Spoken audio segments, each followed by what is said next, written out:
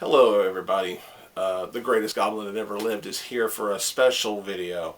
And I mean special. You know, I don't do videos like this very often, but when I do, it's it really means something when you have a subject like this that's going to have me come out here and do a topic video. And the topic for this video is my thoughts and opinions on the upcoming DC Comics Rebirth shtick that they're doing, and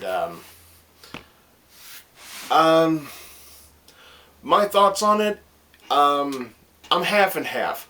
I'm trying to look at this in a positive way because, well, for one thing, Action Comics and Detective Comics are going back to traditional numbering, which at the same time is also bad because it shows that you should have never fucking renumbered them back to number one to begin with.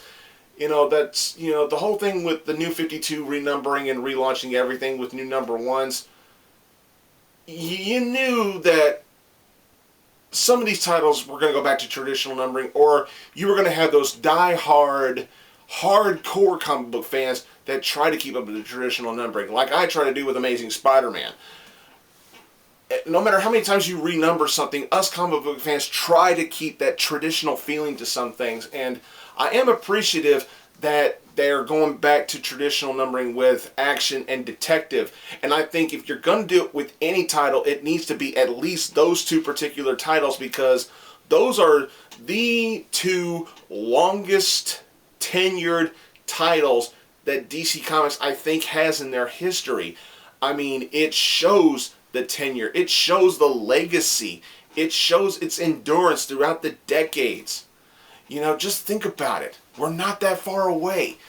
Just think about how eager us comic book fans are when we finally get the opportunity to go to our comic book shops and pick up, say, Action Comics or Detective Comics issue number 1000. It's not that far away. I know I'm certainly eager to pick up Detective Comics number 1000. You have no fucking idea. Now, as far as the titles all being reset back to number one, it's just... stuff like that really does bother me. It's like, why even bother? You know, it's like you renumbered so many things to number one, it also can confuse new readers and new buyers and new customers. Because if you go up to say, if you have a new, say you're running a comic book shop and you have a brand new customer who's just getting into comic books and say, I'd like to get Batman number one, you would have to ask the customer which one. Because there's going to be 3 fucking Batman number ones, 3 Superman number ones, 3 Wonder Woman number ones, so many goddamn number ones, so many volumes. Don't even get me started on Supergirl. How many times that character's had a number one issue? It's just, when you renumber things and restart things, it makes it so much more difficult and so much more tedious to follow that character, to follow that series, follow that franchise. You run the risk of seriously confusing new customers with this shtick. It's what Marvel does. It's bad enough that Marvel basically jacks off to the mere thought of renumbering a series back to number one. God knows I've made that joke several times, and it's justified. But now DC's doing the same thing. It's just, oh my God. There's really no point. But, you know, it is what it is. And I'm not going to go into detail. I'm not going to list every title that's on there because I'm not interested in every title. But renumbering, resetting things, or supposedly bringing stuff back from the old DC universe that came before the New 52 relaunch and mixing it in with some of the current stuff that's in the New 52 universe, taking some of the old stuff that we loved and some of the new stuff that we claim to love, and smushing it together to make a one giant rebirth, you know, and hence the name of the event. You know, that doesn't sound bad on paper, because God knows some of these characters could use a trip to the reset button. God knows Superman needs to be reset. God, how badly have you fucked up that character in the New 52 relaunch. My God, don't even get me started on Archie Clayton. For God's sakes. Batman, you might as well do a reset with him. Considering all the shit he's been through with. You know, some of his stories have been good, some not so good. I still haven't gotten over what you did to Mr. Freeze in the New 52. The Court of Owls thing, it is what it is. If you want to reset Batman and possibly wipe that out, I would have no objection to that. It wasn't a horrible story, but it's just not one of the best.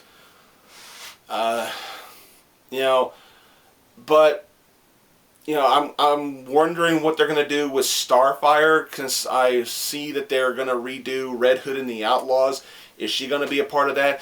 Or is she going to be part of the Titans book that you're going to be bringing back? Or are you going to just rehash everything and put her in Teen Titans? I mean, what are you going to do with that character? That's what I really want to know. We're going to get basically 2 Batgirl titles. Batgirl, and then you're going to get Batgirl and the Birds of Prey. And I agree with my bro, Chris, the Mount Vernon kid. Gale needs to be writing at least one of those titles. And if it needs to be one, it needs to be Batgirl and the Birds of Prey. You really can't do a Birds of Prey book without Gail Simone. They tried and it failed. Dwayne Straczynski and Christy Marks completely and colossally wasted our fucking time with that relaunch in the New 52 with Birds of Prey. Birds of Prey in the New 52 was a complete waste of my fucking time and a complete waste of my fucking money. You butchered that series. Not as nearly as bad as you butchered the JLI, but my God, what a waste of my time. And on to one of my biggest fears. Probably the biggest fear fan base wise with this Rebirth thing. You're going to give us Harley Quinn twice a month. That I wouldn't mind. You pretty much already are right now with Harley, and then you got Harley's Little Black Book. So you pretty much already are giving us 2 Harley Quinn books a month. But here's my biggest fear. One of the biggest fears, but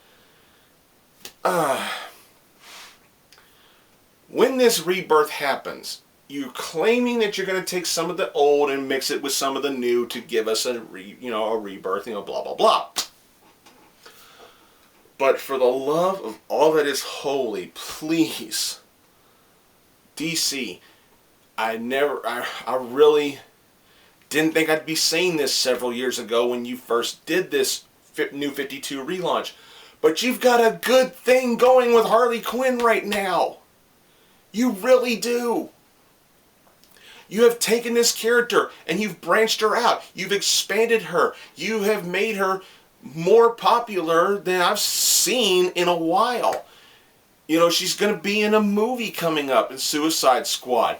You have really branched this character out and you have made her, well, she already was before the New 52 happened, but I feel like she's even more of a bigger icon, more of a bigger trademark in the DC Comics mythology than she was in the prior 52. Pre-52 universe, excuse me. But on to my biggest fear with this character. You're gonna relaunch it, or, don't call it a reboot, what the fuck ever. Rebirth, relaunch, whatever. My big fear, after all you've done for this character, and especially what Amanda Conner and Jimmy Palmiotti have poured their hearts out to with this character, especially with what she did in issue 25 with the Joker. Here's my fear. Please do not step backward with this character and make her go back to being the Joker's personal punching bag. You can't honestly tell me that that's the right move to make with this character. You cannot honestly tell me or try to convince me otherwise that that's the right move to make, because it's not. You've done so much with this character. You've even expanded her relationship with Poison Ivy. Conner and Palmiotti have pretty much along with DC Comics for the most part, have openly admitted that yes, they are in a more than friends relationship. It's just not a monogamous one. It's more like friends with benefits and everything. Even though we don't actually see them get intimate, it's certainly referenced and implied, and that's good enough because it's something new. It's something more ballsy with the character, especially with what she did with the Joker. That was the right move to make. It was something that has needed to happen with this character for years. And for me, if you're going to relaunch this character and make her go back to the way she was before you made all these big changes, it's just a huge step backwards. And guess what? Another waste of our fucking time.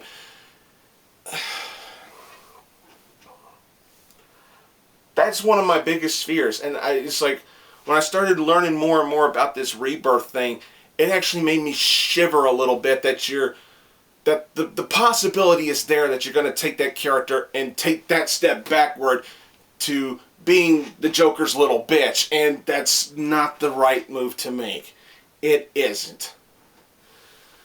As far as other titles, there are titles there I could care less about. I could care less about Super Sons, the Super hyphen man. There's nothing about those titles as of right now that has me going, I'd like to read that. No. As far as getting two Green Lanterns and Hal Jordan and the Green Lantern Corps, I don't know. I'm not 100% sure if I'm going to get those. Green Arrow, fuck that shit. I don't care. Superman, don't care. I mean, you fucked over that character so many times. Unless you give us the Superman from the Lois and Clark series, and unless it's written by Dan Jurgens, then fuck it. But, it is what it is, and I'm just worried that some of the steps you'll take with some of these characters and some of these intellectual properties, I'm just worried that you're going to make some mistakes.